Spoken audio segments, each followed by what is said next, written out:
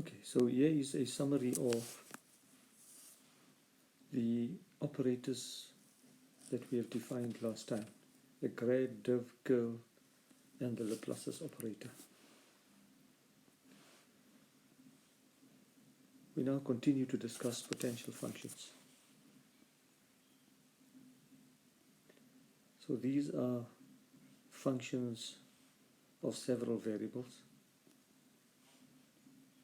that we now relate somehow to vector fields. So going on to a definition, we say that a vector field V is conservative if it satisfies the following property. So a vector field V in any dimensions is conservative if there exists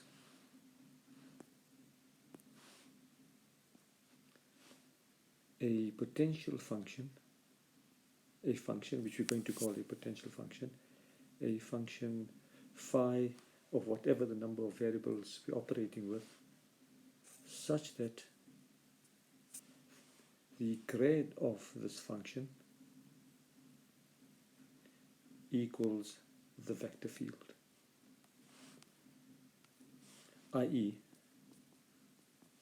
there exists a function phi such that the derivative of phi with respect to x, the derivative of phi with respect to y,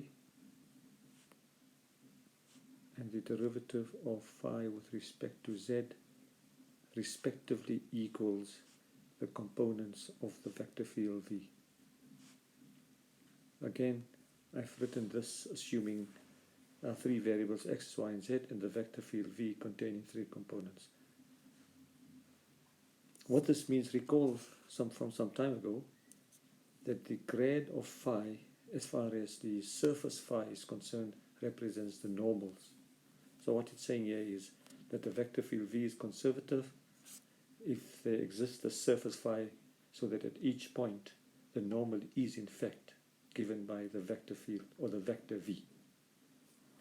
Just to put this into some sort of perspective, or at least a geometric perspective. Okay, so if a vector field V is conservative, then we need to solve for the phi.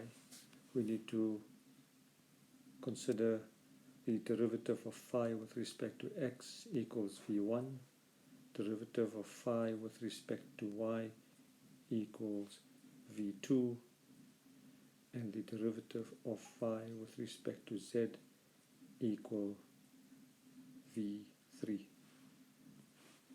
So this is in fact going to be a set of equations we would use to construct the function phi, the potential function related to a given vector field V, if it exists. Now the question is, when does such a phi exist, i.e. when is a vector field V, when does a vector field V become conservative? So this is a theorem. I'm only going to mention the statement, and the theorem says that the curl of the vector field V, given vector field V, is 0 if and only if, so it's a two-way theorem, the vector field V is conservative.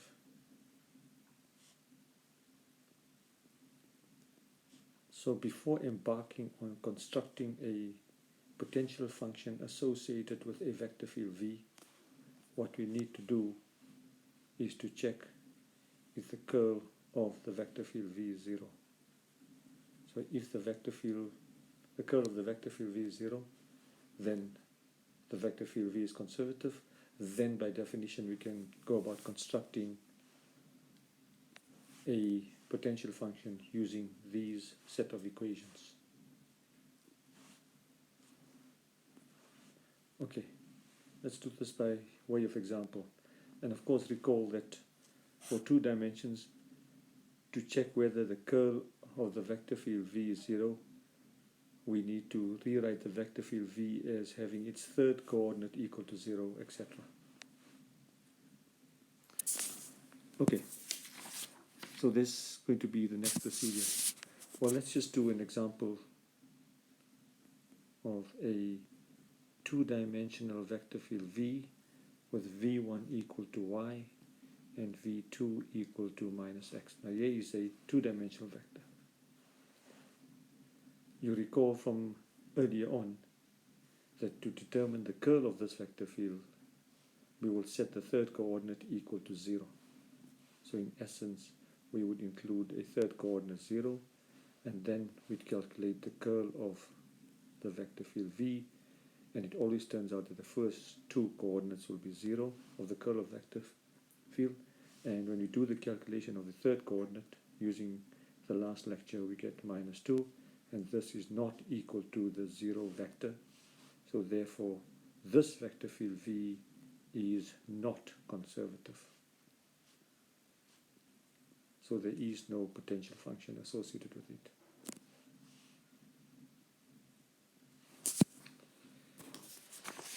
Okay, so now let's consider some other functions, at least other vector fields. So consider the vector field v given by an example we had to look at before, e to the x cosine y, e to the x, or rather minus e to the x minus, let's do that again. So this is minus e to the x, the sine of y.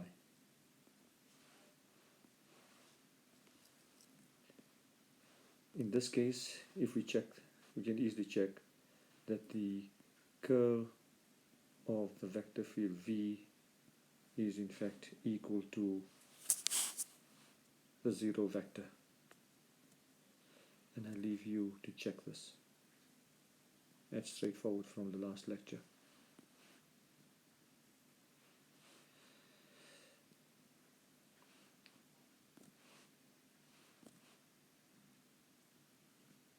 Okay. Right, so what the theorem above says is, therefore then there exists a function phi, which in this case of course will be a function of two variables, right, such that the grade of phi, oh dear,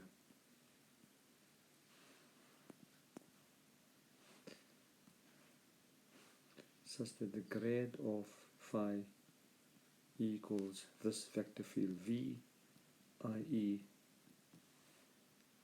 d phi dx equals v1, which is e to the x cosine y, and simultaneously d phi dy equals minus e to the x sine y. Now from this point we need to solve for phi. There's several ways in which one could do this. What I'm going to do is to take one equation at a time. So I take the first equation, that one, and then integrate. So if we integrate this equation on both sides with respect to x, we get phi, therefore, will equal, if you integrate both sides with respect to x, now keep in mind, if you're integrating partially with respect to x, y's are constant, and any function of y is a constant. So the integral of e to the x is e to the x, cosine y is a constant as far as x is concerned, plus we have an integration constant. If we're integrating with respect to x partially, the integration constant may depend on the other variable regarded as a constant. So this is your integration constant. So I would say constant in inverted commas, so it's a constant relative to x.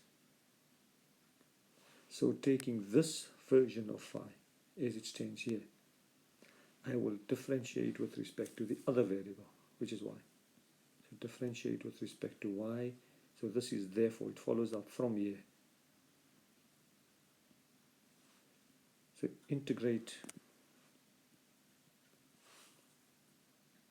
this function with respect to y, e to the x is now a constant. If you differentiate cosine y, you get minus sine y. If you differentiate psi of y, psi could be a function of y, differentiate it with respect to y, you get psi dashed. Dash is derivative with respect to y. Also, we have another version of d phi dy. d phi dy is also equal to, from that d phi dy, it's also equal to minus e to the x sine y. So we have two versions of d phi dy. That's the one version and that's the other version. And what we do is we compare these two versions and equate. It's clear that when you equate these, the e to the x minus sine y compares with the minus e to the x sine y, so psi dash must be equal to 0. So by comparison, therefore, comparing these two statements, psi dashed of y is equal to 0. It was a function of y only, possibly. The derivative is equal to 0, so it is a genuine constant which is independent of all the variables. So this is a constant k independent of both x and y. So that therefore, substituting back into phi, you get phi is equal to e to the x cosine y plus this constant k. Done.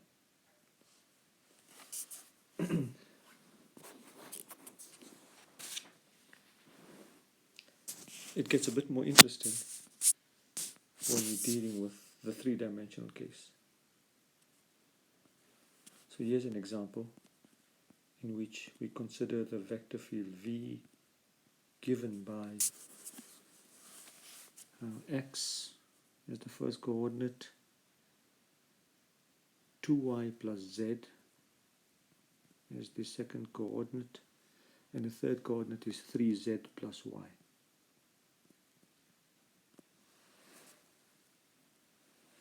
Let's check the curl of this vector field. Doing the usual story, I, j, k, differentiate partially with respect to x, partially with respect to y, partially with respect to z. The vector field V is x, 2y plus z, and then 3z plus y. Take the determinant of that matrix, and what we end up with is the following vector.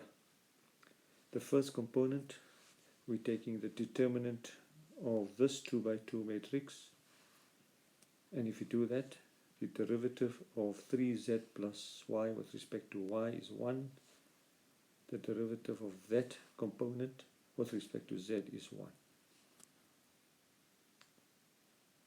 Now we consider the determinant with, of course, the sign switched around of the 2 by 2 matrix that I'm going to write out there.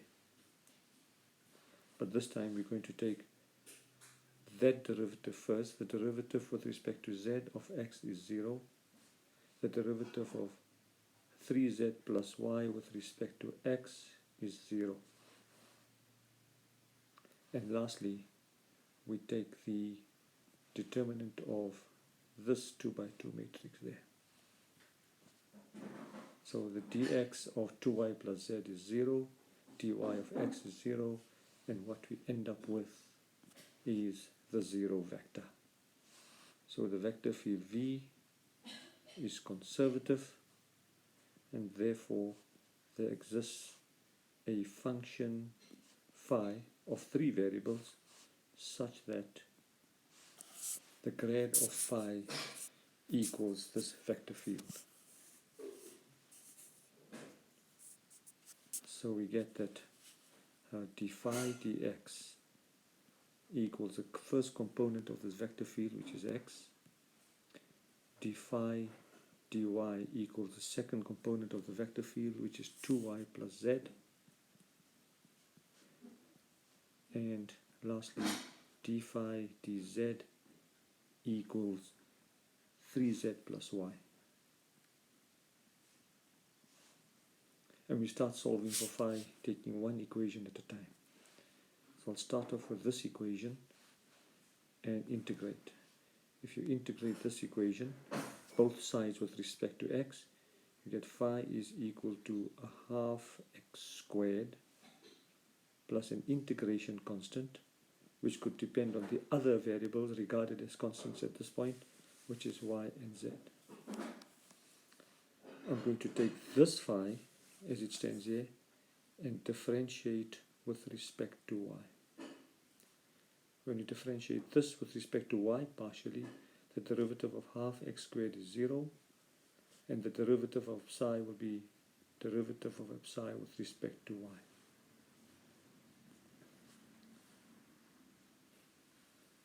Right, so at this point we know this is what d psi dy is, but we also know from up there that d phi dy is also equal to 2y plus z. This comes from that little bit there. If we compare these two things and equate them, we conclude, since both are d phi dy, that there should be no x's at this point when you're doing the comparison, of course. Therefore, d psi dy will be equal to 2y plus z. And now we integrate partially this function of psi. Therefore, with respect to y, if you integrate 2y with respect to y, you get y squared. You integrate z, z is a constant. You're integrating with respect to y, so you get the constant z times y plus an integration constant. And this time the integration constant depends on the remaining variable, which is z. So we can say here's the integration constant, which could possibly be a function of z. Now we integrate, or rather we differentiate this version of psi, or rather let's substitute back instead. Let's do this. Substitute this psi back into phi. So we'll take this and put it back in there to get a recent form of phi. So that therefore, let's write this in black. Therefore, at this point, phi would be equal to a half x squared plus, if you put the psi in there, you get y squared plus zy plus some arbitrary function for now, some function of z, not arbitrary, some function of z. We're going to take this function phi and differentiate it with respect to z. One more case. So, therefore, following from here, the derivative of phi with respect to z partially is, well, a half x squared is 0, y squared is 0. You differentiate zy with respect to z. We get y plus, if you differentiate alpha with respect to z, you get alpha dash. It's the only variable, so we can call it alpha dash. But we have a d phi dz from above also. What above? You notice, or you recall, that d phi dz is also equal to that. And this is what I'm going to compare the d phi dz calculated with. So we have d phi dz at this point 3z plus y. So from this point we have, this is 3z plus y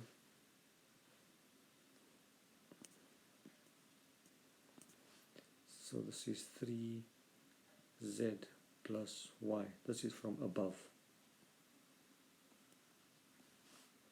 And at this point we will compare these two versions of d phi dz. It's clear that the z there matches, the y matches with the y, so alpha dash, which is a function of z only, will equal 3z. So therefore, comparing, we get alpha dashed is 3z, dash is derivative with respect to z. So if you integrate both sides, you get alpha, the function of z, is 3 over 2z squared plus a genuine constant, i.e. independent of all the variables. Substituting this back into there, we get the final version of phi. So therefore phi will be equal to a half x squared plus y squared plus zy plus 3/2 of z squared plus k. Then you may try some other more complicated examples from your tutorial book.